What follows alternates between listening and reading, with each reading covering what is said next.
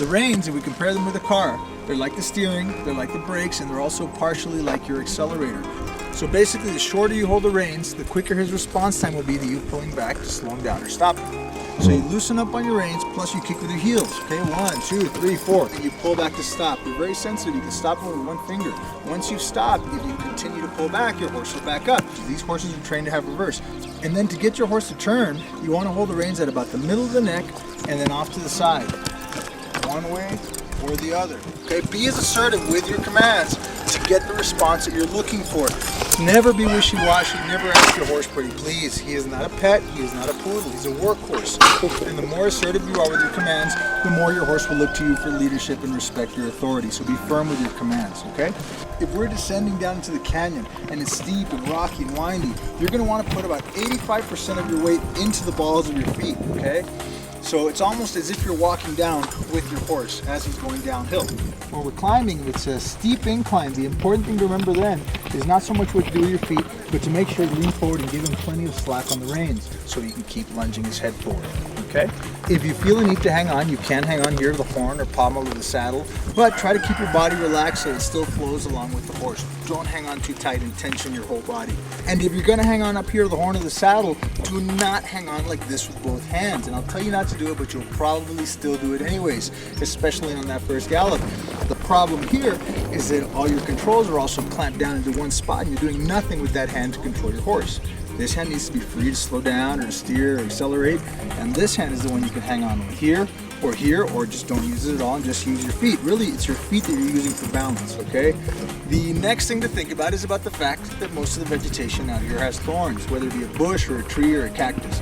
For the most part, you don't really have to worry very much about that at all because we're always hacking away at the trails with our machetes, but still, there's always gonna be branches growing out here and there, and if you're not paying attention to where you're going, you could look up and get a branch across the face. And the last thing that I want to talk to you guys about is about the galloping. There will be several opportunities to gallop if you want to gallop. If you don't want to gallop, you still don't have to. Now the galloping, we always do it in the most controlled way possible to minimize the risks involved. Rule number 1, it's common sense, but people break it anyways. Do not pass the cowboy that's leading the group up in the front. Rule number 2, space your horses out. This is to avoid collisions. Just like when you're going down the highway, you don't want to, be on top of that car in front of you because if he slams on your brake for whatever reason, you're going to hit him from the back. Rule number 3 is don't be passing or racing each other, okay? Now I'll give you some pointers that will also help you to have a nice, smooth, and safe gallop. The first pointer that I'll give you is you want to throw your feet out in front of you. Your toes are pointing up, your heels are pointing down. You can even put them out a little bit. And your shoulders can either be right above your hips or they can be reclining a little bit. But in this position, if you're leaning back with your feet in front of you, if you're galloping along and all of a sudden, for whatever reason, you need to brake unexpectedly, you can brace yourself into your feet and you maintain this posture. So what's gonna happen is, first of all, I'm gonna ask you guys if you're ready and let you know that we're gonna gallop.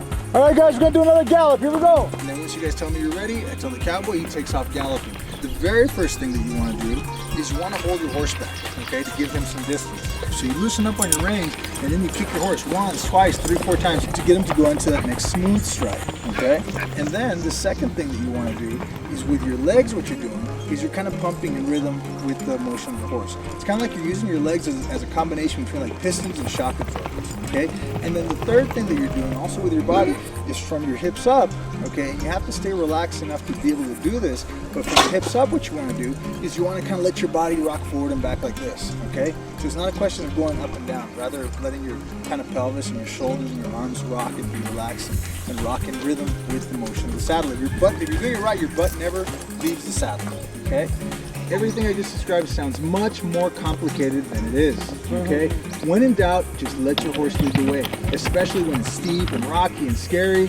Just let your horse do his thing. He knows better than anybody else where he needs to step to get down safely. You do not have to explain to him how to negotiate the rocks. So, last thing, when we get down to the bottom of the canyon, if you see that your horse wants to dip his head down to drink, you can let him drink.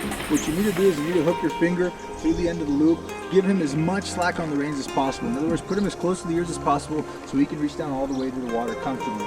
But do not let go of your reins, because if you see that your horse starts to splash with one of his front hooves in the water, it means he's about to roll over and take a bath, and he'll do it with or without you on and he doesn't care, okay? Okay? That's always been my biggest concern, is that the horse will like roll over with me on it.